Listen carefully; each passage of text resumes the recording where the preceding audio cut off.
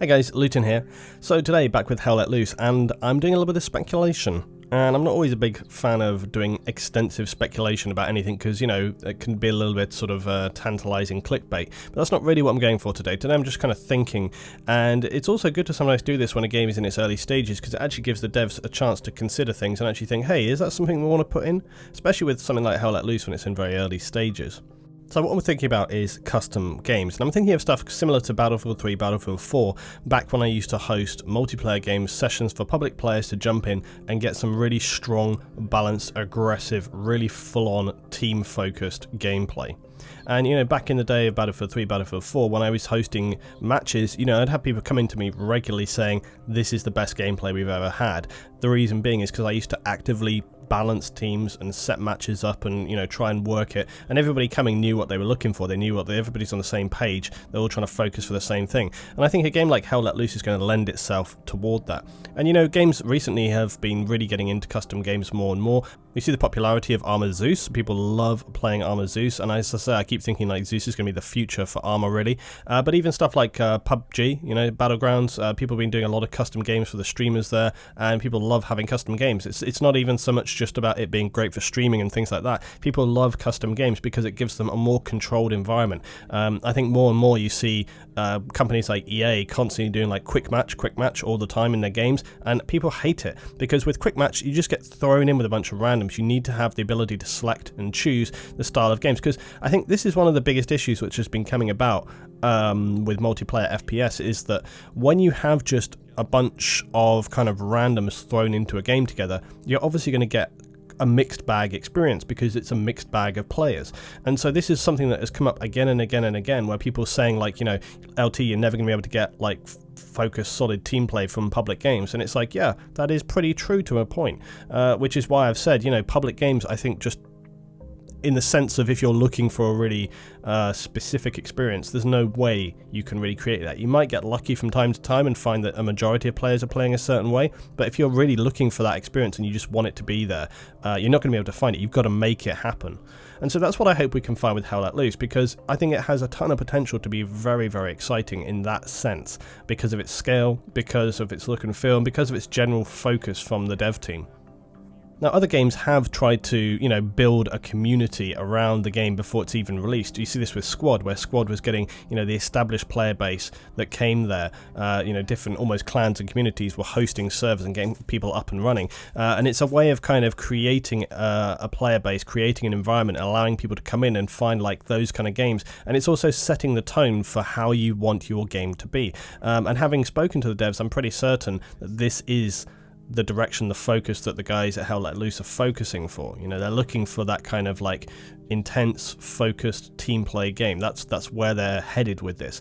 And again, you know, the way that Hell Let Loose is going to play out in terms of its actual game mode and mechanics, you know, like we've talked about before in previous videos, it's really kind of Company of Heroes but FPS on the ground, which is a very interesting concept, that kind of sector control where you're actually taking control, you're actually controlling resources and pushing to, you know, the front lines to try and cap the sort of next sector adjacent to the ones that you're currently in. So there's the potential for a lot of intensity there. However, with that kind of gameplay, you have the potential that you could easily run into a lot of steamrolling. There's a danger there. You have one team which is like imbalanced, or one, you know, squad within a team which is very aggressive and you know, sort of constantly keeping the other team on the back foot, and you can end up very quickly in a kind of steamrolling situation when you have that kind of imbalance in the teams.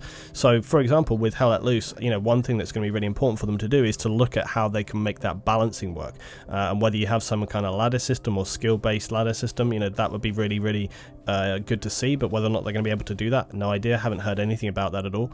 But you know, the other alternative is you start having like hosted matches, and you have kind of like a server browser so people can actually find games and get in, and that's actually something that I would like to do.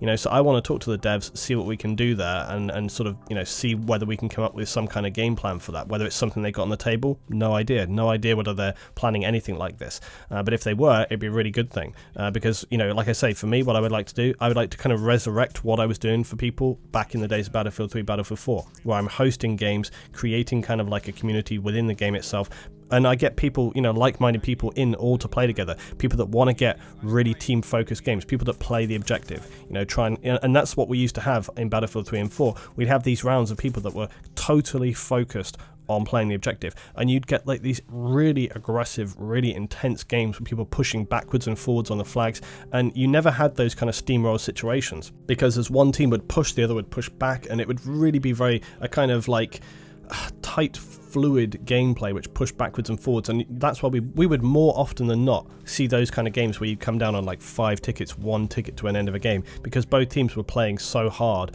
to try and keep control of objectives and keep the other team pinned down. So it was really, really exciting, and that's the kind of thing that I think is a huge potential for in this game. And if we're able to hit the ground running with custom hosted games and maybe some spectating tools and things like that with Hell Let Loose straight out the gate, I think that would be absolutely spot on, absolutely perfect. But as I say, heard nothing about that yet, no idea if it's even going to be possible, but that's something that I would really like to see. Let's talk about details a little bit. What would I want to see if we were going to do custom games, if we were going to do like spectated matches and essentially hosted matches which are controlled by essentially, I guess, like an admin for the server? So I guess the biggest and most important thing is going to be spectator cam. What you really want there is a spectator cam which enables you to move around freely and also see the player's first person perspective.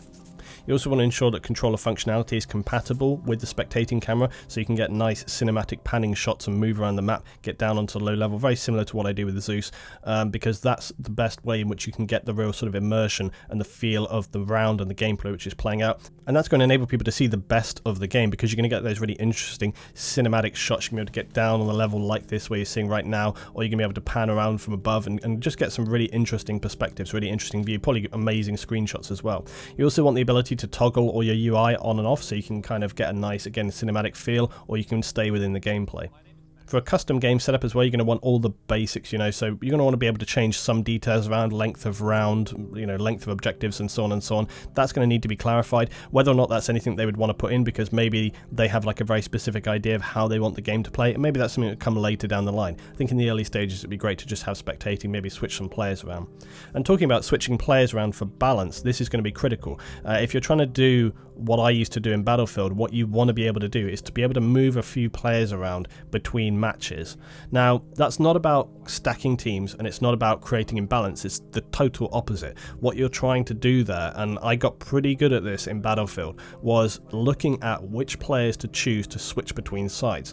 Now, there is a caveat there, is, you know, some people used to come and play on our rounds and they weren't too happy if they were on like a winning team, and I was like, hey, you actually need to go on the other side now.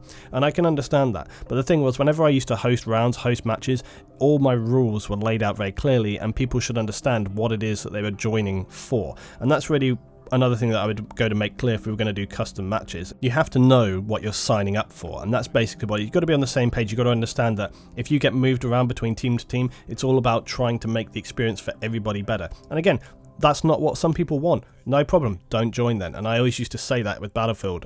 You know, it's like, hey, look, if you don't want to play by these rules, if you don't want to participate with what I'm trying to do here, no worries, just go. There's plenty of other matches, rounds and stuff you can go play those games. It's the same with Zeus. You know, when I do public Zeus, when you come to do public Zeus and people are joining in, you know what you're getting into if you're joining my matches for that. If it's not something that you're up for, don't join. Go do something else with your time. No problem at all. You do you, and we're going to do what we want to do. Now, another thing I always really wanted, and it never happened with Battlefield, was the ability to switch players' sides for balance. Now, obviously, you can do this in a game when you have space on a team. So if you have an empty space in one team, you can switch a guy over. But what I wanted was the ability to switch 2 players like for like and literally switch those 2 slots out. Now, what that means is you would essentially like highlight one guy, okay, let's just call him alpha, and you highlight another guy on the other side, beta, okay, and then when you click switch, it'll switch those 2 guys over, so that if you have 2 full teams, you can actively actually switch 2 players from, you know, side to side. And that could be really important if you're, you know, I actually also got to a point with games where I used to say, like, you know, I don't really like to switch players mid-game, because it kind of feels like, hey, look, you've started with that team, you deserve to finish with that team. But sometimes it was like you just start a round and you'd be like, oh, do you know what, I actually meant to swap that guy out and I didn't get a chance to, or whatever. You wanted to be able to have the ability. Having the ability to do that is really, really helpful. Or, you know, for example, you may find that midway through a round you just think, do you know what, this really just needs to happen. And that's your judgment as an admin, as a host. You know, you're sort of looking at those kind of situations to sort of try and work out how it is best to be played. But it's not just about doing it midway through as well. It can also be just the end of the round, because, you know, if nobody leaves at the end of a round, you then actively can't switch players around. But let's talk about switching players. You know, back with Battlefield, again, this was another thing. How do you best effectively balance a team up? Well, what I always used to say was, don't judge don't judge the balance off of one game, because everybody can have an unlucky game, and sometimes a team who would lose badly on one round would suddenly come back really strong the next. So whenever I used to host matches, it wasn't like, oh, they've lost, so I need to change some players up. You know, you'd wait, you'd see how it played out in the next round, and then if they lost badly again, then you're like, okay, now I need to make a little balance adjustment. And again, when it comes to that balance adjustment, if you've got like 15 players aside, how many players do you switch over? Well, I actually surprisingly found that very often what you would do is switch out maybe 2 or 3 players aside, no more probably than 3 if you're playing around between 15 and 20 people per side. And it was kind of interesting how just those 2 or 3 players could make a difference. And usually what I would do is I would usually take not the top or bottom players, but like the 2 or 3 players nearest the top and the 2 or 3 players nearest the bottom on the other side, switch them around, and then you would be surprised how very quickly that would become a balanced game just by swapping over those couple of people. And again, like I say, some people don't want to be forcibly swapped, and as I say before, you know, if you're not up for that, don't come and play. You know, make it clear to everybody from the start that that's what's going to be happening in these rounds. You don't want to participate in that, that's no problem at all. You go and do whatever you want to do. Something that would be supremely useful and that I've gotten very used to with Zeus and Armour is being able to set up flashpoints for your spectating camera. So what that essentially is you would just hit like Control F1 or something, and it sets a camera set point from where you were at that moment in time. Then when you press like F1 again, bang, it just brings you back to that position. That's really, really helpful as a host and a spectator, because then you can, for example, if there's like 2 or 3 heavy engagements happening at one time, instead of having to travel across the map to actually get to that point, you can literally just hit a hotkey and it will take you straight back to that position. So again, that would be something which is really, really strong. Or say, for example, like there's one player, for example, it'd be really useful if you're like in a first person view, you can literally sort of lock that first person view on that person, and then when you press a hotkey, it'll just bring you back to that same person. So if you want to focus on one guy, what that one person is doing around a certain site, you can do that. But that's something that would just enhance greatly the hosting, spectating experience, and again help to sort of showcase the game and get the best out of hosting matches and spectating cameras and so on and so on. That would be a really strong thing to have in there. Now, the last thing would be comms. We saw them using an in-game comm system in Hell Let Loose, and working out how to implement that into a spectating system is going to be important. Now, you could just, for example, not have it at all, but being able to have the opportunity and the ability to use that would be really critical. It would be very interesting to be able to hear, for example, when players are around a site. Now, I would be interested to discuss again with the devs and find out kind of what is feasible to that end if you were spectating. Would you be able to listen to one side and then switch to another, hear their radios? Would you be able to, for example, have a hotkey, again similar like I do in Armour, where you can press one key and you can float down near to players and then you pick up their communications from them locally? You know, how would that work? So that's an interesting thing to maybe discuss and find out. And again, I'll probably maybe pose these questions to the dev, find out if there's any possibility that they're sort of thinking about these things in this area, or if they even will want to. They might flat out the gate say, just no, have no interest in doing that, or they might say, wow, that's a really great idea, definitely want to look at that. So, you know, that's really where I'm coming from, and as I say, that's where you come with these speculative videos, is kind of thinking and discussing and just kind of bouncing ideas around. And it's surprising sometimes that devs can actually sort of take these things on board, or, you know, you might randomly hit the nail on the head and they go, oh yeah, do you know what, actually we were planning to do something along those lines, let's talk about it some more. So that's where I'm coming from, guys, with the sort of hosting matches and spectating and so on and so on. And, you know, if that's a feasible thing, you know, if the devs at some point in the future say, yeah, we would be interested in doing this, I would love to do that. I think it'd be really positive for Hell Let Loose as a game to be able to have that functionality. And as I say, if we were able to look at anything like that, I would definitely want to be hosting it.